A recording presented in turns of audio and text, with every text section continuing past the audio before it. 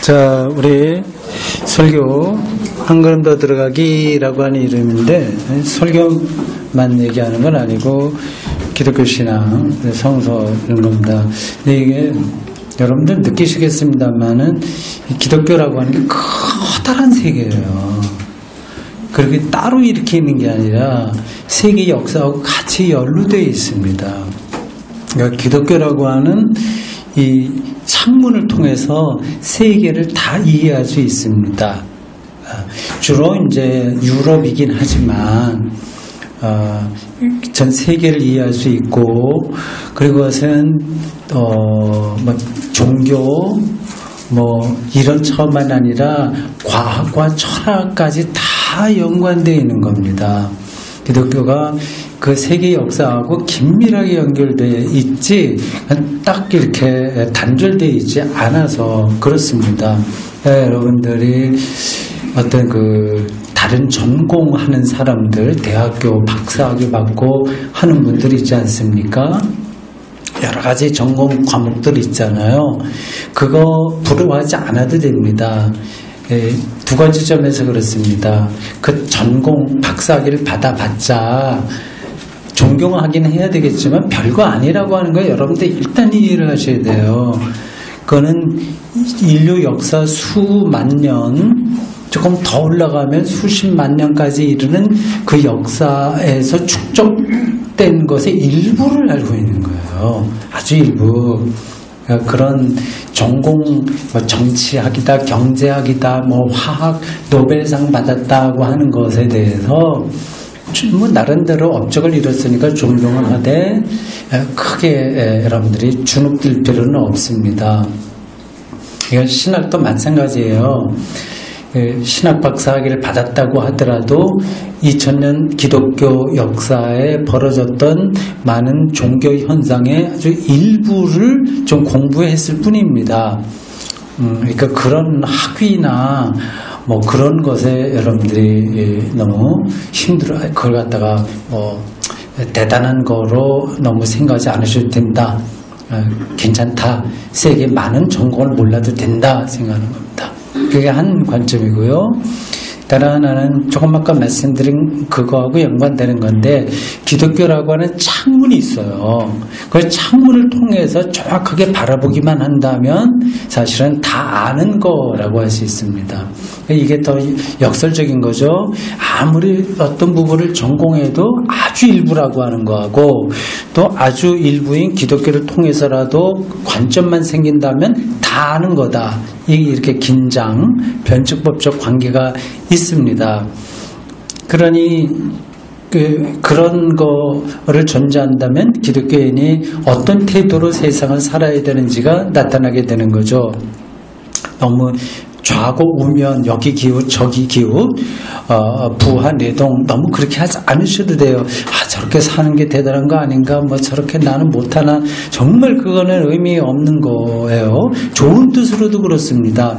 야, 저 사람처럼 해, 뭐 하여튼 좋은 뜻으로도 너무 그게 안 하셔도 됩니다. 그래봤자 별거 아니라고 하는 거예요. 동시에 우리가 가고 있는 기독교 신앙, 이거를 종교적 동아리 모임으로 생각하는 게 아니라 구도잖아요. 자기의 구원을 거기다 걸고 사는 거니까 그 창문인데 여기를 정확하게 일단 들어가는 게 필요합니다. 두 가지죠. 너무 다른 데 기웃거리지 말자. 그리고 여기에 좀 집중해 보자. 두 가지. 그러면 여러분 그것보다 더 의미 있는 삶은 없습니다. 걱정하지 마셔도 돼요. 우리가 설교 마친 다음에 이렇게 공부하는 것도 이제 그런 과정 중에 하나입니다. 오늘 우리가 그 요한복음을 본문으로 했는데 그 배경이 여러 가지라고 하는 걸 말씀드렸죠. 그 90년에서 100년 사이에 요한복음이 기록되어 있습니다. 근데 이상하게 신약 성경을 보면 복음서부터 차례대로 이렇게 나오지 않습니까? 요한계시록까지. 근데 그게 순서대로 이렇게 된 게 아닌 거예요. 근데 그게 착각하기 쉬운데, 마태복음이 먼저, 복음서가 먼저 되고, 다음에 이렇게 됐겠거니 생각하는데, 그렇지 않습니다. 복음서는 굉장히 후대에 기록된 거예요. 기록할 필요를 느끼지 않은 거예요. 모든 문서들은 필요성에서 나오게 되는 겁니다. 신학도 마찬가지예요. 구원하는 거, 구원. 이런 것도 다 그게 교회 공동체 안에서 필요성 때문에, 그게 이상한 말이 안 되거든요. 그러니까 그걸 설명하기 위해서 교리가 나오게 되는 겁니다. 그러니까 그 요한복음은 복음서 중에서는 뒤에 기록됐습니다. 그래서 90년에서 100년 어간이라고 말씀드렸죠. 그보다 먼저 기록된 게 이제 마가복음인데, 마가, 그 다음에 마태, 누가, 요한 이런 순서로 기록되어 있습니다. 그것도 역사에 남아있는 건 아니고 이렇게 학자들이 연구해 보니 그렇다고 하는 겁니다. 연구해 보니 이게 몇 년도에 기록됐다고 하는 그 문헌도 없는데 어떻게 아냐? 그래 궁금하세요? 궁금하지 않죠? 다 알고 있는 거죠? 이렇게 설명하지 않아도 되죠? 대답해 볼래요? 이제 고개 끄덕끄덕 하시는데, 알았습니다. 대체적으로 아실 거라고 보고요. 이 마가복음은 70년 이후에 기록된 겁니다. 정확하게 언제인지 몰라요. 그게 70년이 중요해요. 신약성경에서는. 특히 복음서를 이해할 때는 기원은 70년이 중요합니다. 왜 중요한지는 제가 여러 번 말씀드렸어요. 70년에 어떤 일이 거기서 벌어졌냐 하는 거죠. 유대전쟁이 끝났습니다. 그때. 예루살렘이 초토화돼서 무너졌습니다. 그러니까 성전도 무너졌습니다. 더 이상 유대교가 성전 중심의 종교로 유지가 되지 못했습니다. 대신 다른 특징이 들어오게 됐습니다. 성전 중심과 또 하나는 유대교에서 중요한 게 율법이거든요. 율법적인 캐릭터가 있고 성전 의식, 종교 의식, 세크라멘트, 이 종교 의식, 세리머니라고 할 수 있어요. 종교적인 의식, 이 두 가지로 갔는데 더 이상 예루살렘 성전을 중심으로 한 제사장 중심의 종교로서의 특징은 이제 다 없어지게 되고 이제 율법 종교로만 남게 되는데, 거기서 이제 신흥 종교인 나사렛 예수를 따르는 사람들과 충돌이 생기는 거예요. 그거 다 설명하려면 시간이 많이 걸리기도 하고 대체적으로 아는 분들이 있으니까 그냥 압축하겠습니다. 그래서 70년에 어떤 일들이 벌어져서 예루살렘 함락과 더불어서 유대교와 초기 이 기독교 사이에 충돌이 점점 심해져. 그 전까지는 그러니까 서로 같이 잘 지냈다는 거예요. 예? 이상하지 않죠? 기독교가 유대교하고 잘 지냈습니다. 형제처럼 지냈습니다. 그래서 유대교로부터 독립할 생각을 전혀 하지 않았습니다. 이거는 마치 뭐라고 할까요? 신천지가 기독교에서 시작했는데 어느 때가 이르러서 이제 이단으로 축출해내는 거하고 비슷한 과정을 거친 겁니다. 70년이라고 하는 그 역사 분기점이 있었어요. 복음서는 그때부터 기록됐고 더 먼저 복음서는 그러니까 이 필요성이 있는 거예요. 이게 예수의 제자들도 다 이제 없어졌어요. 죽었어. 순교당하든지 늙어서 죽든지 없어져요. 예수의 제1증인들, 직접 본 사람들이 없어지고 있으니 제2세대, 3세대, 4세대만 남아있는 마당에 이제 예수의 예수가 누구냐라고 하는 것을 그냥 구절만으로는 안 되는 거잖아요. 확실성이 떨어지니 문서화하기 시작했습니다. 그게 이제 복음서라고 하는 거예요. 그걸 그냥 어떤 사람이 아주 천재 기독교 학자가 앉아서, 이 글쟁이가 앉아서 쭉 쓴 게 아니라 기독교 안에 많은 전승들이 있습니다. 예수에 대한 이야기들이 쭉 구전 때 내려왔던 것을 이제 문서로 만들게 되는 거죠. 구전돼 있던 것도 있고 문서로 돼 있던 것도 있고 여러 가지가 있어요. 하는 역사라고 하는 게 단순하지 않다고 하는 건 다 아시죠? 예.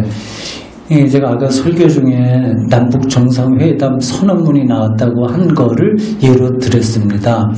거기에 얼마나 많은 사람들이 개입되어 있겠어요. 그렇죠? 문서는 깨끗하게 나오긴 했겠지만 거기에 여러 가지 남북 관계에 대한 입장 차이 있는 학자들도 포함해서 정치인들과 그런 사람들이 오랫동안 작업을 한 결과물이지 않겠습니까?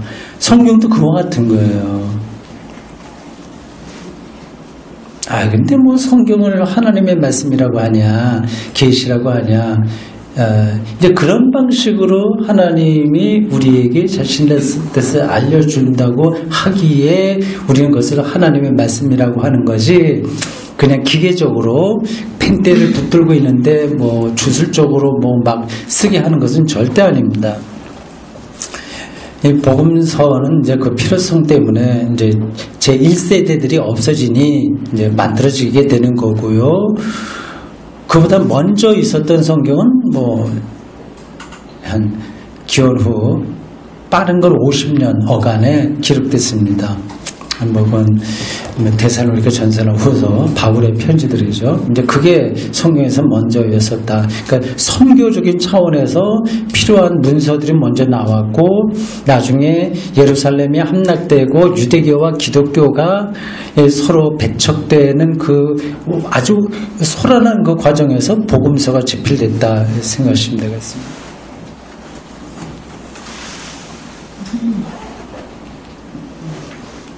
보통 때 제가 안경을 쓰고 요거를 좀 요약한 것도 보고 하는데 설교할 때도 제가 안경 때문에 좀 곤란했어요. 보통 때는 그 누초점인가 그 안경 있죠. 다초점. 약간 안경을 씁니다. 그래서 안경에서 렌즈의 위쪽은 좀 멀리 볼 수 있는 거고 아래는 가까이 보는 거라서 편했는데 제가 그걸 안 가져왔어요. 그래서 기차관에서 책 읽을 때만 쓰려고 하는 돋보기라서 설교할 때도 이렇게 약간 내려서 썼습니다. 지금도 잘 글씨를 좀 요약 크게 쓰게 되는데 정확하게 안 보이네요. 그래서 이 안경을 잠깐 만지는 습관이 있어서 손이 자꾸 올라갑니다. 유대교 고위 관리들이 이제 기독교인들을 회당으로부터 공식적으로 축출하기 시작한 때가 기원후 90년 어간이다 말씀드렸습니다. 이게 이 기독교는 이제 벼랑 끝에 서는 거예요. 이게 여러분들 제가 지금 쉽게 이런 일이 있었다 얘기하지만 그 당시 기독교인들은 사실 막 기독교인이라고 말할 수 있을까요? 아직 자기들의 정체성이 완성되지 못했던 그 사람들에게는 이거는 백척간부에 서는 것과 같습니다. 자기들이 싸그리 없어질 수도 있는 위기였습니다. 근데 그 상황을 이렇게 생각하시면 돼요. 로마하고 유대교, 로마하고 기독교 이런 삼각관계 비슷합니다. 근데 로마 체제가 이게 굉장히 강력하잖아요. 황제 숭배를 요구했습니다. 모든 식민 지역에 다른 거는 다 관용 정신으로 허락하지만 최소한 각 민족의 종교까지 다 허락하지만 황제 숭배만은 이거는 꼭 요구했습니다. 그래서 그거를 거절하면 핍박을 하는 거죠. 근데 유대교도 황제 숭배를 거절했고 기독교도 황제 숭배를 거절했는데 로마 정권이 유대교는 그냥 봐주고 그냥 넘어가고 기독교는 박해했습니다. 그 이유가 뭔지를 초기 기독교 교회사로 또 전문적으로 기독교 박해사 그런 걸 뭐 더 연구를 해봐야 많은 연구가 나와 있겠지만 제가 하나의 관점으로 말씀드리면 이것입니다.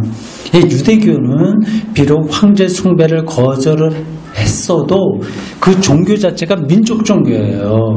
더 이상 다른 민족에게는 확산이 안 됩니다. 그게 문제는 아니. 로마의 체제를 유대교가 허물지를 않는 거예요. 그냥 자기들끼리 하고 있으니까.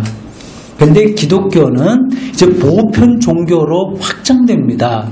어떤 민족 안에 있지 않고 헬라와 마게도니아와 로마까지 그리고 스페인 뭐 이런 데까지 세계 종교로 자기의 정체성을 해놓으니 로마 정권이 볼 때 이거 위험한 거거든요.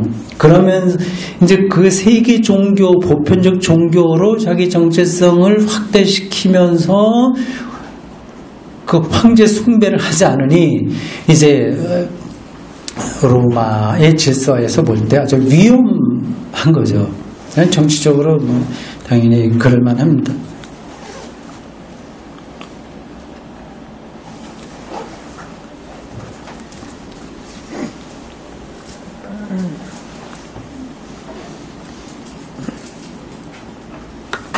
그런 어간에 그 기독교인들이 이런 선택을 해야 됩니다.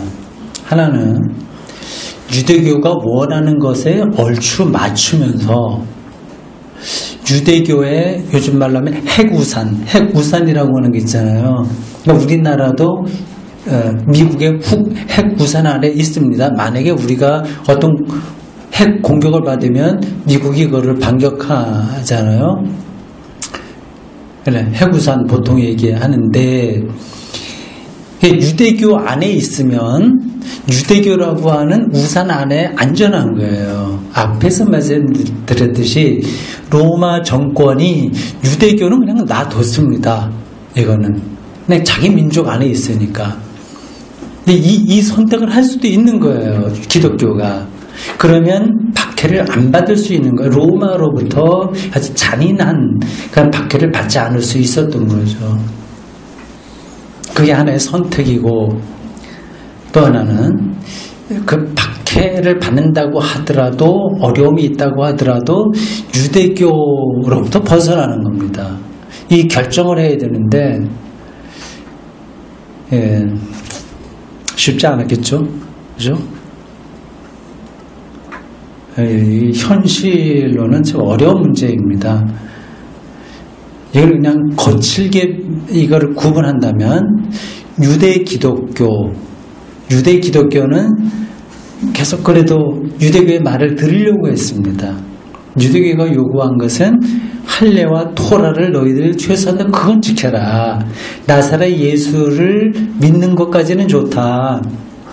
그러나 유대교의 가장 중요한 할례와 그 토라는 지켜야 된다. 그 논쟁이 갈라디아서에 많이 나오고 있습니다. 크게 보면 로마서도 그런 게 있고요. 바울이 그걸 신학적으로 정리를 한 겁니다. 근데 유대 기독교는 그쪽으로 좀 갔어요.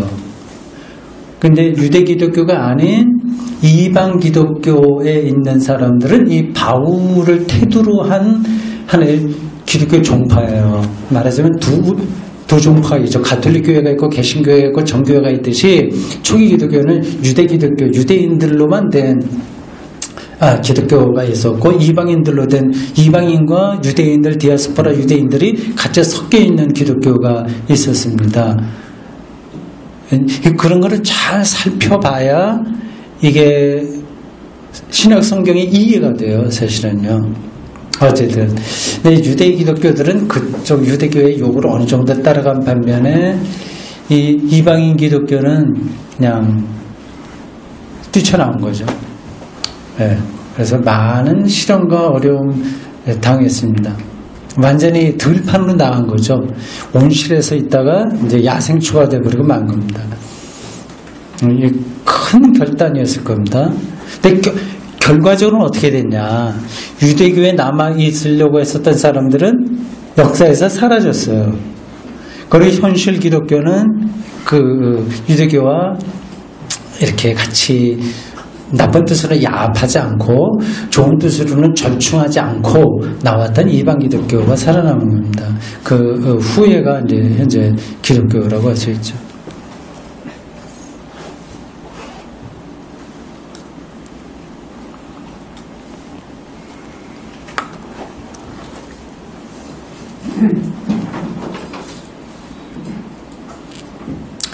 근데 초기 기독교가 이제는 그 유대 쪽이 말고 이방인 기독교가 그래서 로마와의 관계를 어떻게 설정하느냐 이게 굉장히 중요했습니다. 오늘 본문에 따르면 아직까지 로마의 관계가 잘 정립되지 않은 상태라서 미움을 받는 사람들이다, 다르다 이런 쪽으로 많이 강조가 되어 있어요.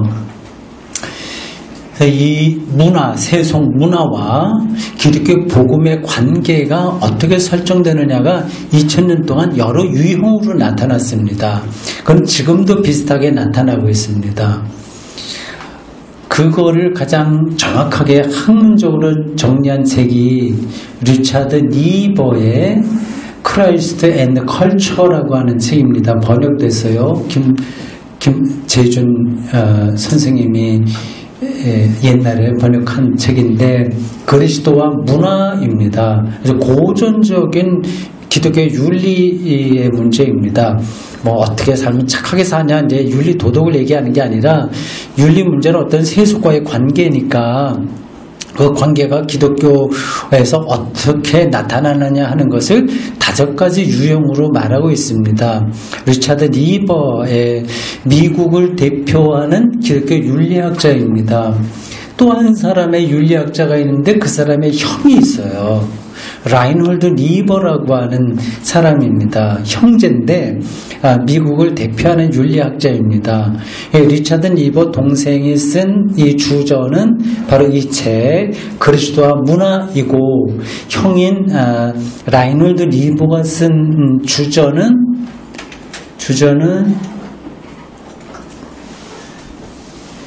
미국 일반 사회에서도 크게 영향을 끼친 책인데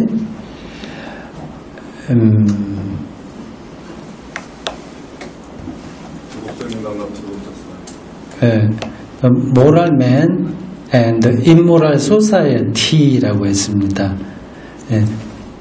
도덕적 인간과 부도덕한 사회라고 하는 겁니다.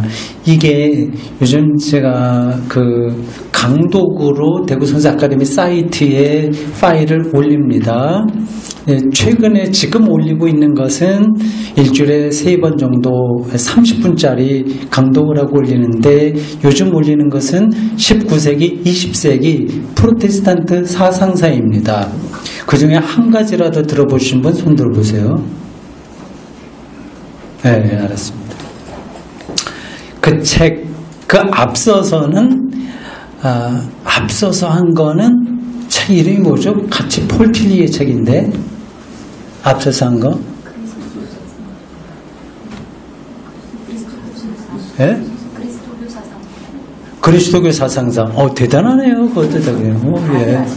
예, 그리스도교 사상사가 1권이고, 이 유니온신학대학인가? 그분이 폴틸리가 한 강의, 60년대인가? 50년대 한 강연을 책으로 누가 이제 받아쓰기 해서 낸 책들입니다.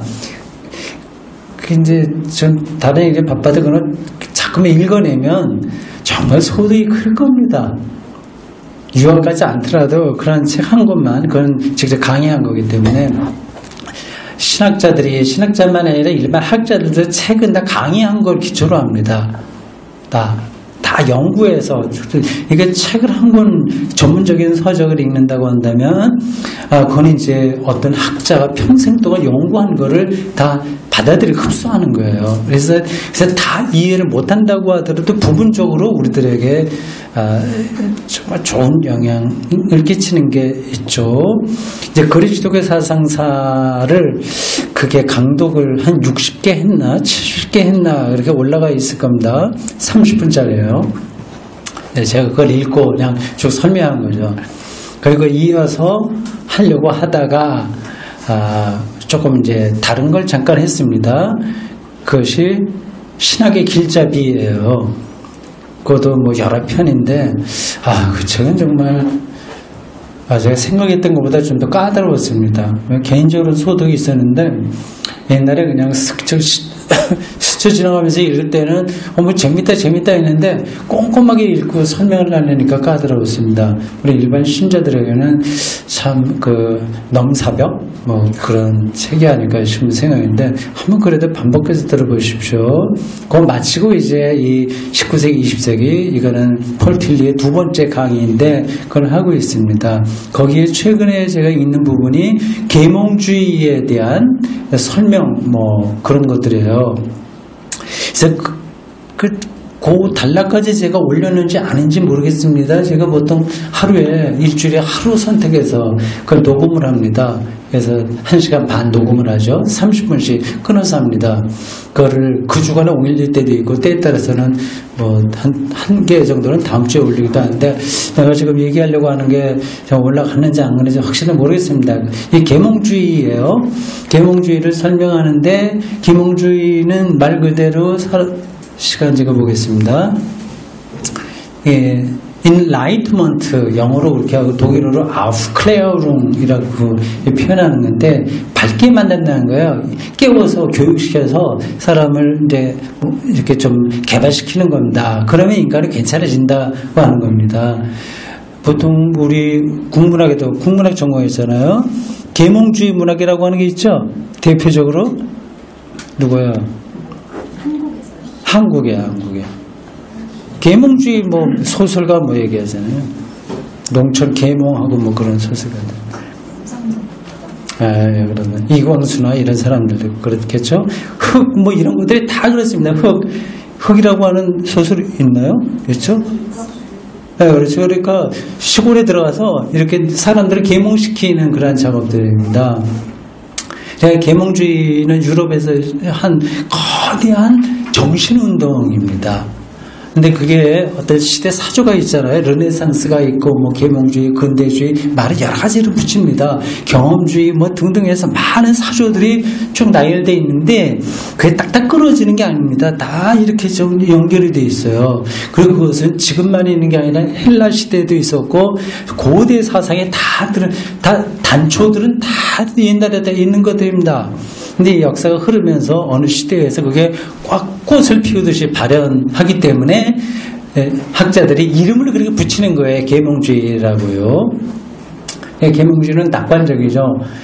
기술적으로 모든 것이 다 정확하게 나타나고, 그래서 교육시키고, 살기 좋아지고, 자본주의가 발전하고, 그렇게 되면 괜찮아진다, 세상. 그렇게 봤어요. 폴 틸리의 내가 예전에 읽은 책이 기억나서 설명하는 겁니다. 그것에 경종을 울린 책이 폴 틸리에 의하면 바로 라이놀드 리버의 이 모럴맨, 인모럴 소사이티, 도덕적인 인간과 부도덕한 사회라고 이렇게 지적을 어떤 부분에서 하더라고요. 이건 나중에 한번 여러분들 다비아 사이트에 들어가서 보시기 바랍니다. 라이놀드 리버의 책이 계몽주의의 역사가 잘 발전하면 좋아진다, 파라데이스가 온다, 유토피아가 온다, 그런 생각인 겁니다. 그게 왜 무너졌냐 하면 이 라이놀드 리버의 논리의 설명에 의하면 이거죠.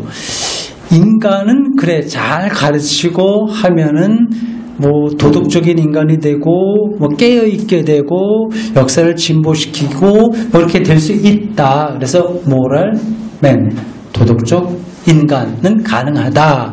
그러나 사회로 들어가게 되면 임모랄, 부도덕하게 된다. 그걸 정확하게 짚었습니다. 그러니까 일리가 있다고 생각을 해요. 기독교에서는 더 근원적으로 인간을 죄인이라고 보기 때문에 이 낙관주의를 넘어서면서 동시에 궁극적으로는 낙관적입니다. 그러니까 기독교 신앙이 역설적인 거예요. 어떤 부분에서는 비관적인데 인간을 죄인으로 보는데도 불구하고 하나님의 이니셔티브에서 볼 때에는 궁극적으로는 선한 결과를 맺는 거예요. 그러니까 낙관주의와 비관주의가 같이 맞물려 있습니다. 뭐 기독교 신앙에서 그런 여러 가지 인간의 사조 이런 것들을 다 설명할 수 있어요. 근데 지금 라인홀드 니브 같은 사람들은 윤리학자로서 단순히 기독교 윤리를 얘기하는 것만 아니라 사회 현상을 다 뚫어보면서 그 이야기를 하고 있는데 상당한 부분에서 일리가 있습니다. 개인적으로는 착하지만 사회 속으로 들어가면 부도덕하게 될 수가 있어요. 예를 들자면 군인들이 사회에 있을 때는 그냥 착실하고 그랬는데 군대라고 하는 이 단체 속에 들어가게 되면 조금 달라질 수 있습니다. 그리고 어떤 집단 속에 들어가게 되면 부도덕한 행동을 하게 되는 거죠. 하여튼 그렇습니다. 그래서 리차드 니버가 이 기독교 복음과 사회의 관계를 아주 일목요연하게 5가지의 유형으로 설명한 책이 바로 그리스도와 문화라고 하는 책입니다. 간단하게 요약만 하면 이렇습니다. 첫 번째 유형은 문화에 반대하는 그리스도. 세상과 완전히 다르다. Christ against culture라고 해요. 문화는 세속세계의 모든 것들을 가리킵니다. 우리가 그 안에 살고 있어요. 근데 그리스도는 완전히 다르다. 이 입장이 됩니다. 그러니까 탈속적이고 세계를 부정하고 톨스토이에게도 그러한 그 사상들이 있습니다. 은둔하게 되죠. 결국은 수도원 전통이라고 할 수 있습니다. 이 세상 악해. 그러니까 그리스도는 그걸 거부해야 돼. 기독교에는 그렇게 거부해야 돼. 그런 입장이 초기 기독교 안에 많이 있습니다. 로마 황제가 기독교를 박해할 때 그런 사상이 많이 나타났고 그 뒤로도 뭐 계속 이어지고 있고요. 오늘 한국 기독교인들에게도 뭐 막연하게나마 그런 게 있을 거예요. 속으로는요. 두 번째는 문화와 완전히 일치하는 입장입니다. Christ of Culture라고 이렇게 표현했어요. 거의 같은 거죠.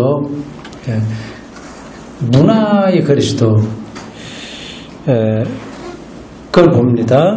그러니까 그게 그런 입장들은 제가 지금 소소하게 말씀드릴 준비는 안 돼 있어요. 굉장히 좀 꽤나 무게 나가는 책입니다. 쪽수도 많아요. 일일이 다 설명하지 않고 그냥 거칠게 그 방향만 말씀드린 겁니다. 그러니까 기독교가 로마의 밀랑 칙령을 통해서 로마의 공인을 받은 다음에 밀랑 칙령은 기독교가 로마의 국교가 된 게 아니라 인정받은 겁니다. 국교가 된 거는 그 다음에 나오는 칙령이에요.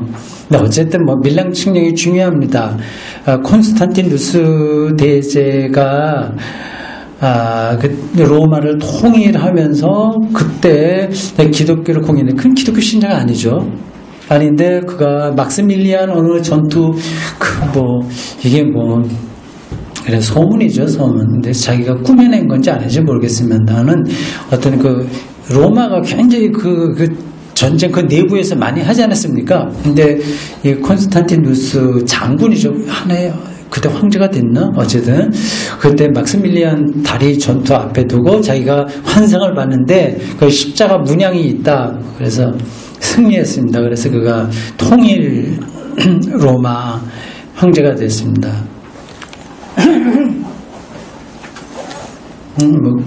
그렇게 자기가 말하는 이유는 정치적인 게 많이 있죠. 콘스탄티누스가 그렇게 기독교를 공인하면서도 세리를 받지 않았습니다. 죽을 때 받았어요. 거기에 다른 이유도 있습니다. 그러니까 기독교가 로마와 거의 하나가 되면서 종교 일치죠. 종교 일치의 길을 가는 것. 이게 바로 리차드 니버가 두 번째 유형으로 말한 Christ of Culture입니다.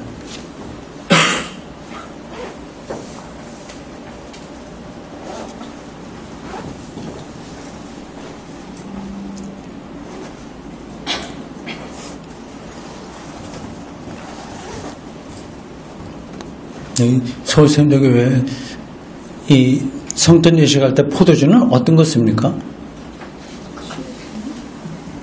어떤 거 쓰세요? 이 포도주 남은 거 다 저를 줬거든요. 제가 지금 마시고 있습니다. 어디서 나온 거예요? 코스코에 샀어요? 근데 제 입맛에 딱이네요. 달지 않아서 좋아. 달지 않아. 선택 잘했습니다.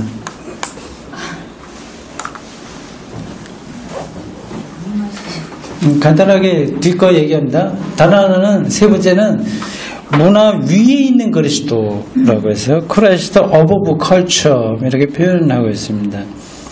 그러니까 이 그리스도와 문화, 그러니까 교회와 세상은 연속성과 불연속성이 있는데 그래도 교회가 위에 있다고 하는 겁니다. 이게 토마스 아퀴나스의 입장입니다. 그리고 네 번째는 역설적 관계에 있는 겁니다. Christ and culture in paradox 이렇게 되어 있어요. 학자들이 이렇게 말을 얘기하면 말을 만듭니다. 특별히 이제 인문학자의 그 역할은 언어를 만들어내는 거예요. 그럴듯하게 보이는 거죠. 근데 우리가 다 알고 있는 겁니다. 근데 알고 있다고 하더라도 그거를 언어로 명료하게 하지 않으면 이게 흐릿해지거든요. 그 작업을 하는 겁니다. 이렇게 하니까 딱 들어오잖아요. Christ and culture, 그리스도 문화, and로 돼 있어요. 앞에서는 against, above 이란 전치사를 쓰다가 여기는 and로 연결하면서 그러나 in paradox다. 이런 입장은 대표적으로 마틴 루터라고 할 수 있습니다. 그의 주저 두 왕국론에서 그걸 얘기하고 있습니다. 좀 보수적인 입장으로 사람들이 평가하고 있습니다. 근데 칼빈은 좀 다섯 번째 입장이에요. 개혁자로서의 그리스도, Christ, the transformer of culture. 하여튼 그 영어로 그렇게 소제목을 달아놨네요. 그러니까 루터하고 칼빈하고의 차이는 그렇습니다. 칼빈은 오직 그리스도의 영광이에요. 이렇게 세속을 변화시켜야 돼. 그리스도 중심으로 돼야 돼요. 굉장히 깊이 세속사회에 참여해서 이 변혁시켜내는 에너지를 중요하게 생각합니다. 그래서 그 제네바죠, 그 사람이 신정정치를 했죠. 장로회가 그때 당회 이런 것들이 거기에 근거하고 있는 건데 이 세속을 완전히 신적인 그 차원으로 개혁해내야 된다고 하는 입장이 강하죠. 그러니까 기독교의 우월성을 거기서 좀 보이고 있습니다. 반면에 루터는 그렇게 하지 않고 세속 권위를 그대로 인정했습니다. 두 개 다 교회의 권위와 세속 권위가 다 하나님부터 주어진 것이다. 그래서 두 왕국 이 세속 왕국이 있고 기독교 왕국이 있는데 지금은 아마 이런 입장이 전 세계에 그래도 좀 바탕이 되어 있지 않을까요? 세속 권위에 대해서 국가에 대해서 교회가 이러쿵저러쿵 하지 않잖아요. 그 국가의 메커니즘이 따로 있으니까 그걸 인정한단 말입니다. 그게 이제 두 왕국론인 거죠. 다만 이게 역설적이에요. 패러독스의 관계에 있다. 그러니까 완전히 독립적으로 자기의 메커니즘으로 그렇잖아요. 그거는 여러분들 이해하시겠죠? 국가가 만약에 보세요. 세금을 걷는데 국가가 세금을 걷어야 되잖아요. 세금 내지 않는 사람은 어떻게 해야 됩니까? 국가 어떤 메커니즘에 따르면 그럼 차압을 한다거나 어떻게 해서 강제로라도 그걸 해야 되지 않습니까? 근데 기독교의 메커니즘 그게 아니라 용서하는 거잖아요. 이게 서로 메커니즘이 다른데 이거를 간섭해서는 안 된다 하는 것이 이 루터의 입장이고 그거를 간섭해서라도 변혁시켜야 된다 이런 입장이 칼빈의 그 변혁자로서의 그리스도 이런 입장이라고 할 수 있습니다. 어떤 것이 옳다 그렇다 얘기하기는 힘들고 각각의 특징 세계를 바라보는 눈이 있는 거죠. 근데 지금 우리가 뭐 루터와 칼빈을 이렇게 몇 가지 말로 이렇게 한정 지을 수 없습니다. 그런 신학 대가들에게는 이미 다른 요소들이 다 포함되어 있어요. 그러니까 루터가 두 왕국, 이 세속, 루터가 그렇게 할 수밖에 없는 이유는 여러분 정치적으로 그 배경이 있다는 건 아실 겁니다. 그 루터가 종교개혁을 성공적으로 이끌어갈 수 있었던 데에는 영주들의 힘이 절대적이었습니다. 영주들과 그 당시 형성된 부르주아, 소상인들, 좀 가진 사람들이, 지식인들, 돈이 좀 있고 발언권이 있는 사람들이 지지했기 때문에 루터가 성공한 거예요. 그러니까 영주를 무시해갖고는 아예 그 당시 독일에서는 뭐 종교개혁이 가능하지 않습니다. 그래서 많은 루터보다 먼저 나타났던 종교개혁자들이 다 실패한 이유도 아마 여기 있지 않을까 생각이 드네요.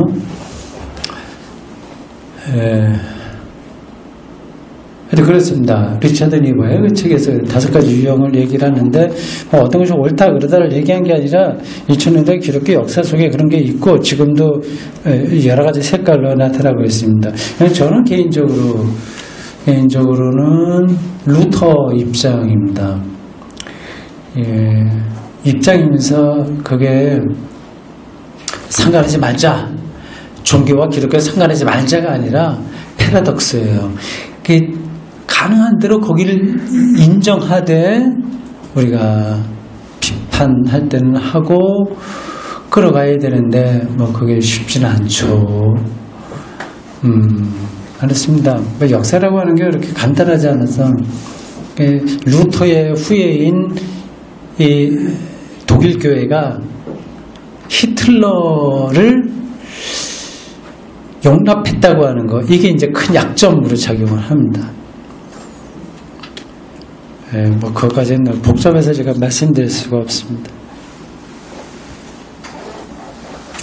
마지막으로 5분, 15분까지 하라고 그러는데 오늘 설교 중에 한 이야기 중에 제가 미처 설명하지 못한 게 이겁니다. 진리로 거룩하게 된다고 하는 거. 이게 사실 결론이기도 한데 이제 그렇게 함으로써 우리가 악에 빠지지 않고 보존하게 된다고 하는 거. 그래서 굉장히 이게 수동적인 게 아니라 역동적인 거라고 말씀드렸으며 그것이 하나님이 우리를 진리로 거룩하게 함으로써 가능하다 그런 말씀 드린 거예요. 설교 중에서도 언뜻 비치긴 했는데 도대체 우리 진리로 거룩하게 된다고 하는 게 뭔지 손에 안 잡히잖아요. 그냥 믿기만 하면 된다. 어떻게 손에 안 잡히는데 믿습니까? 손에 잡힌다고 하는 건 이렇게 물건으로 잡힌다는 게 아니라 리얼리티로 우리가 이해를 해야 되지, 정말 리얼하지 않은 거를 보인다 보이지 않는다가 아니라 리얼해야 되는데, 이 리얼이라고 하는 거는 눈에 보이고 안 보이고의 차원이 아니라 더 근원적인 걸 가리키는데요. 근원적인 것으로 우리가 경험되지 않는 걸 어떻게 믿겠습니까? 그렇게 믿으면 광신이 돼버리고 그런 식으로 계속 나가게 되면 그 믿음의 대상에 대한 이해는 형편없이 쪼그라들고 믿고 있는 자기에게 열광하게 됩니다. 그래도 종교는 가능하게 돼요. 얼마든지 가능합니다. 그래서 종교 지도자들이 그 자기가 믿고 있는 그 내용, 종교의 내용은 별로 말을 할 게 없고 그를 믿어야 될 종교성을 신자들에게 강요함으로써 어떤 결과를 얻어내려고 하는 유혹을 많이 받습니다. 근데 그게 뭐냐? 진리로 거룩하게 된다. 그래서 설교 시간에 그거는 바깥으로 드러나는 게 없다. 그러나 그는 그걸 아는 사람은 그걸 리얼하게 깨닫는다. 뭐 그 정도까지 얘기했죠. 근데 그걸 지금 제가 더 설명을 해야 되는데,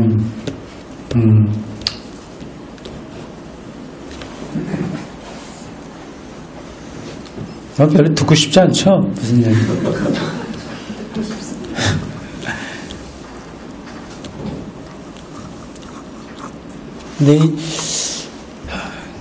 몇 가지 교리적으로나 그런 걸 얘기할 수 있는데 그 실질적으로 왔다 하려면 다른 게 필요한 거예요. 다른 근원에 대한 생각이 준비가 돼 있어야 그게 들어오는 거예요. 그냥 되든지 안 되든지 그냥 얘기할게요.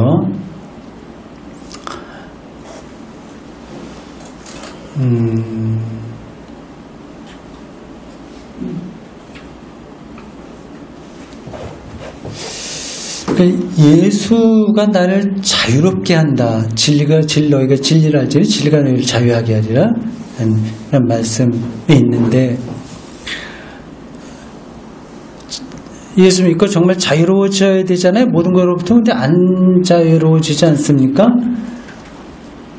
근데 그거를 뚫고 들어가야 됩니다. 그러려면 생명에 대한 이해를 바꿔야 돼요. 그렇지 않으면 안 됩니다.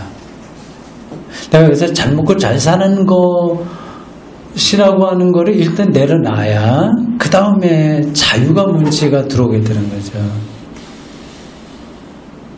근데 우리는 반복해서 사실은 고상하게 얘기하더라도 되게 잘 먹고 잘 사는 것에 다 매몰되는 방식으로 오늘의 삶을 경험하기 때문에 그 진리가 너희를 자유하게 하지는 말도 그 방식으로 이해하든지 아예 이해를 못하든지 둘 중에 하나로 떨어지게 됩니다.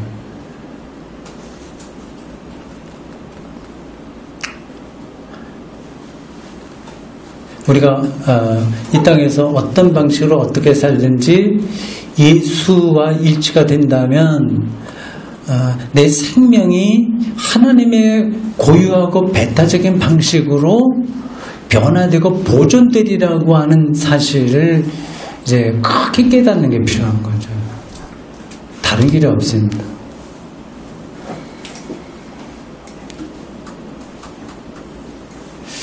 여기서 더 얘기할 게 있는데 그거는 좀 붙들어 두겠습니다. 나중에 또 기회가 되면 하더라고요. 네, 여기까지 시간이 딱 됐네요. 마치겠습니다. 고맙습니다.